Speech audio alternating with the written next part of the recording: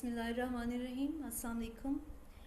आज का लेक्चर हम स्टार्ट करते हैं हेलोजिनेशन से, हेलोजिनेशन रिएक्शन से। और ये हम रिएक्शंस पढ़ रहे थे, रिएक्शंस ऑफ अल्केन्स। अल्केन्स कौन कौन से रिएक्शंस देते हैं, हमने पीछे रिएक्शंस पढ़े हैं। नेक्स्ट हम रिएक्शन पढ़ रहे हैं हेलोजिनेशन रिएक्शन। अल्केन्स जो हैं वो हेलोजिनेशन रिएक्शन देते हैं। हेलोजिनेशन रिएक्शन कौन सा होता है? Addition of halogen. हेलोजन कौन कौन से होते हैं? हेलोजेंस में हमारे पास फ्लोराइड आता है या फ्लोरीन आती है, क्लोरीन आती है, ब्रोमीन एंड आयोडीन। ग्रुप 7 के जो मेंबर्स हैं उन्हें हम कहते हैं हेलोजेंस। हेलोजेंस में से किसी भी, चाहे फ्लोरीन हो, क्लोरीन हो, ब्रोमीन हो, आयोडीन हो, इनकी एडिशन को हम कहेंगे हेलोजिनेशन। अब अल्केन्स जो हैं वो हेलोजिनेशन का रिएक्शन शो करते हैं in the presence of sunlight या यूवी रेडिएशंस या फिर in the presence of high temperature. ये 3 कंडीशंस हैं। इन 3 कंडीशंस में की मौजूदगी में से, इन 3 कंडीशंस में से किसी भी एक कंडीशन की मौजूदगी में अल्केन्स जो हैं वो हेलोजिनेशन का रिएक्शन परफॉर्म करते हैं। अब हेलोजिनेशन के रिएक्शन में क्या होता है? सक्सेसिव रिप्लेसमेंट होती है हाइड्रोजन एटम की विद हेलोजन एटम। कि सक्सेसिव किसे कहते हैं? 1 by 1। कि 1 by 1 अल्केन के सारे हाइड्रोजन एटम्स जो हैं वो एक एक करके हेलोजन के साथ रिप्लेस होते जा रहे हैं। यानी बेसिकली ये सब्स्टिट्यूशन रिएक्शन है जिसमें एक हाइड्रोजन एक हेलोजन के साथ सब्स्टिट्यूट होता है, then further next and then further next, और इस तरह से सारे के सारे हाइड्रोजन जो हैं उनकी जगह पे हेलोजन आ जाती है, वो रिप्लेस हो जाते हैं हेलोजन के साथ। अब अगर हम देखें इन चारों में से, तो जो क्लोरीन और ब्रोमीन है उनके साथ हेलोजिनेशन रिएक्शन तो नॉर्मल होता है। लेकिन अगर हम फ्लोरीन को देखें, फ्लोरीन का हेलोजिनेशन रिएक्शन देखें अल्केन्स के साथ, तो ये बहुत ही वायलेंट होता है, हाईली वायलेंट होता है, धमाके के साथ होता है, एक धमाका होता है। विद इन फ्यू सेकेंड्स भी नहीं कह लें आप, विद इन सेकेंड कह लें कि एक सेकेंड के अंदर, विद इन नैनो सेकेंड्स कह लें आप, बहुत ही शॉर्ट टाइम में ये रिएक्शन होता है और एक धमाके के साथ आपके पास प्रोडक्ट्स मिलती हैं। वो प्रोडक्ट कौन सी होती हैं? Carbon, fluorinated alkanes and hydrofluoric acid. इन तीनों चीज़ों का मिक्सचर होती है। अब ये चौथी वाली अगर हम आयोडीन को देखें तो ये बहुत ही स्लो रिएक्शन देती है, बहुत स्लो, टू स्लो। ये रिएक्शन इतना स्लो होता है कि फॉरवर्ड रिएक्शन जिस स्पीड से जा रहा होता है अभी वो कंप्लीट ही नहीं हुआ होता कि रिवर्स रिएक्शन स्टार्ट हो जाता है। यानी जितनी प्रोडक्ट बन रही होती है उतनी ही वापस रिएक्टेंट्स बन रहे होते हैं। तो ये दोनों फ्लोरिनेशन और आयोडीनेशन, ये दोनों जो हैं वो पॉसिबल नहीं है और ये हमारे लिए बेनिफिशियल भी नहीं है। इसलिए हम हेलोजिनेशन जो है उनमें हेलोजेंस को या तो क्लोरीन को यूज़ करते हैं एज अ हेलोजन या फिर ब्रोमीन को यूज़ करते हैं अल्केन्स की हेलोजिनेशन में। अब हेलोजिनेशन का मैकेनिज्म कौन सा है? It is a free radical mechanism. Free radical mechanism कौन सा होता है? जिसमें फ्री रेडिकल इन्वॉल्व होते हैं, फ्री रेडिकल्स बनते हैं और वो फ्री रेडिकल्स जो हैं वो फर्दर रिएक्शन करवाते हैं। फ्री रेडिकल मैकेनिज्म जब भी हम पढ़ते हैं उसमें 3 स्टेप्स होते हैं। पहला होता है इनिशिएशन, दूसरा होता है प्रोपेगेशन और तीसरा होता है टर्मिनेशन रिएक्शन। इनिशिएशन रिएक्शन में क्या होता है? वो रिएक्शन जिसमें आपके फ्री रेडिकल्स बनते हैं उस रिएक्शन को कहते हैं इनिशिएशन रिएक्शन, स्टार्टिंग रिएक्शन। और वो वाला रिएक्शन जिसमें आपके फ्री रेडिकल्स आपस में मिल के, मर्ज होके, रिएक्ट करके, ख़त्म होके एक न्यूट्रल कंपाउंड बना देते हैं, उसे कहते हैं टर्मिनेशन रिएक्शन। यानी ख़त्म हो चुका है रिएक्शन, टर्मिनेट हो चुका है, अब मज़ीद ये आगे नहीं होगा।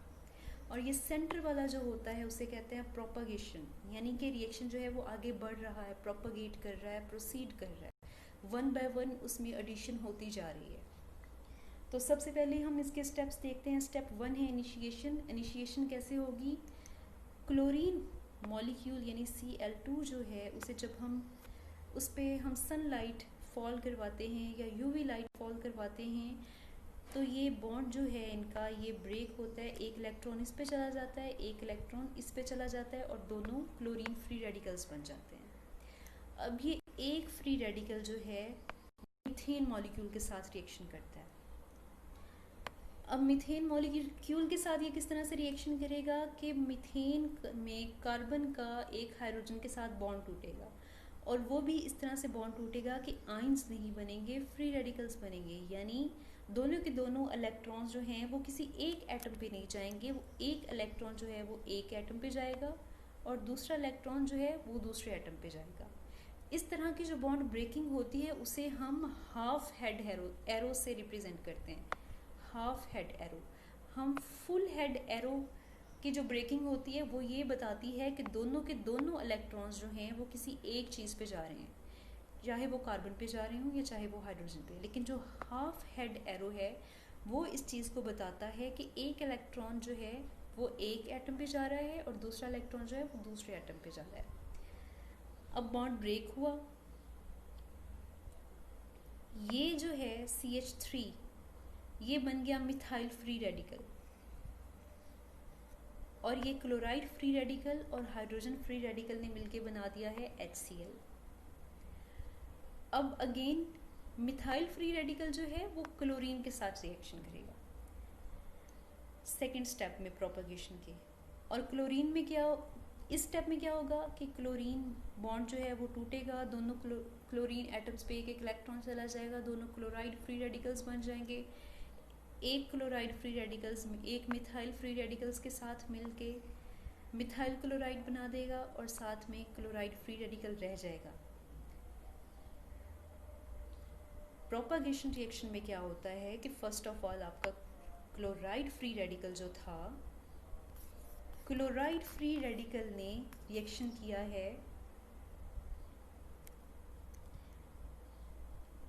मीथेन के साथ। मीथेन के साथ रिएक्शन करके उसने खुद को अटैच कर लिया है हाइड्रोजन के साथ और मीथेन जो है वो खुद कन्वर्ट हो गया मिथाइल फ्री रेडिकल में। अब ये मिथाइल फ्री रेडिकल क्लोरीन के साथ दोबारा रिएक्शन कर लेगा, यानी पहले क्लोराइड फ्री रेडिकल था उसने मीथेन के साथ रिएक्शन किया और अब मिथाइल फ्री रेडिकल ने क्लोरीन के साथ रिएक्शन कर लिया और ख़ुद वो स्टेबल कंपाउंड में कन्वर्ट हो जाएगा मिथाइल क्लोराइड में और वो दोबारा फिर क्लोरीन को क्लोराइड रेडिकल में कन्वर्ट कर देगा। अब इस तरह से नेक्स्ट होती रहेगी, इनकी रिप्लेसमेंट होती रहेगी वन बाय वन। ये सारे हाइड्रोजन जो हैं वो हेलोजन के साथ वन बाय वन रिप्लेस होंगे, सक्सेसिव रिप्लेसमेंट होगी और जब सारे रिप्लेस हो जाएंगे तो टर्मिनेशन रिएक्शन होगा। टर्मिनेशन रिएक्शन में क्या होता है कि दो फ्री रेडिकल्स मिलके एक न्यूट्रल कंपाउंड बनाते हैं। तो मिथाइल फ्री रेडिकल और क्लोराइड फ्री रेडिकल मिलके आपस में मिथाइल क्लोराइड बना देंगे और आपका रिएक्शन टर्मिनेट हो जाएगा, एंड हो जाएगा, स्टॉप हो जाएगा। इसे कहते हैं टर्मिनेशन रिएक्शन या टर्मिनेशन स्टेप। अब हम देखेंगे successive replacement of halogen with hydrogens कि सारे जितने भी हाइड्रोजन एटम हैं मीथेन के उनके साथ सक्सेसिव रिप्लेसमेंट किस तरह से होगी हेलोजन की और कौन कौन सी प्रोडक्ट्स बनेंगी। तो हमारे पास मिथाइल क्लोराइड बना था, वो दोबारा से क्लोराइड फ्री रेडिकल के साथ रिएक्शन करेगा और ये HCl बन जाएगा, ये बॉन्ड ब्रेकआउट हो जाएगा।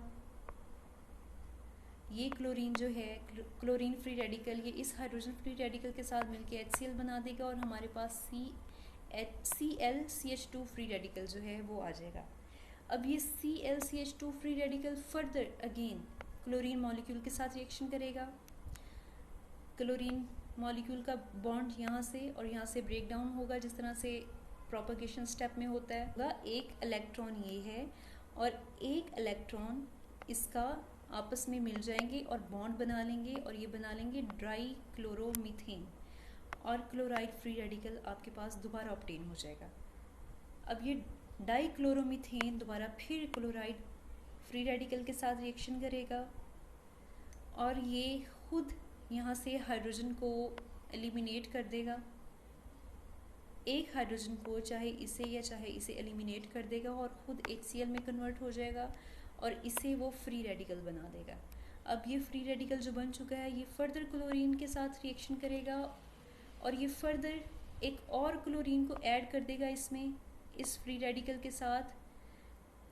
इसके पास जो एक इलेक्ट्रॉन है और एक इलेक्ट्रॉन इस क्लोरीन के पास आ गया बॉन्ड टूटने की वजह से, तो इसने अपना एक इलेक्ट्रॉन और एक जो फ्री रेडिकल वाला ये इलेक्ट्रॉन मौजूद था, इन दोनों ने आपस में दोनों इलेक्ट्रॉन्स को शेयर करके बॉन्ड बना दिया। अब ये आपके पास CH Cl3 यानी क्लोरोफॉर्म आ चुका है, ट्राई क्लोरोमीथेन, इसे क्लोरोफॉर्म भी कहते हैं।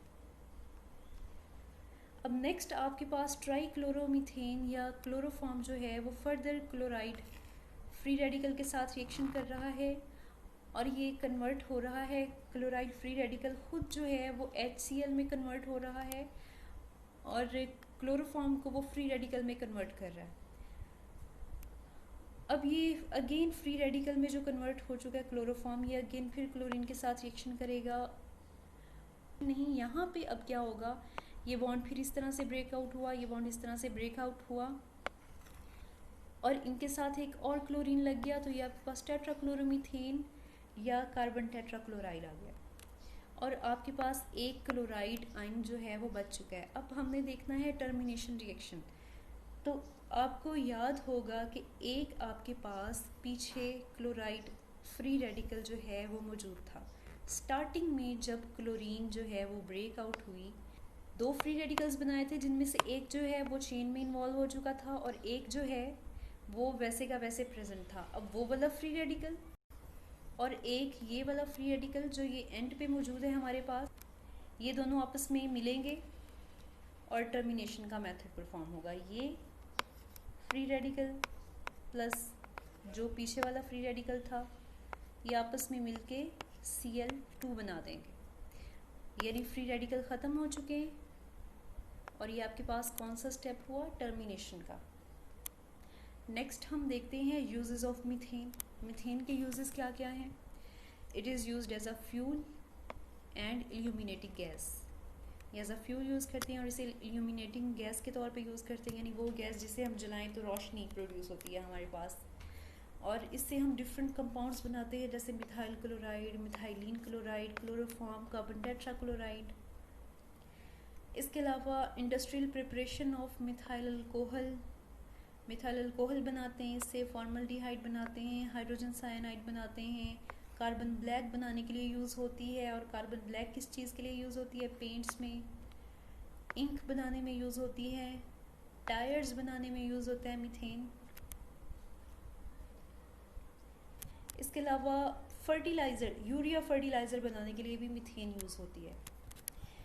It was all about today's lecture. Next we will proceed in the next topic, which is alkenes. Till then, Khuda Hafiz.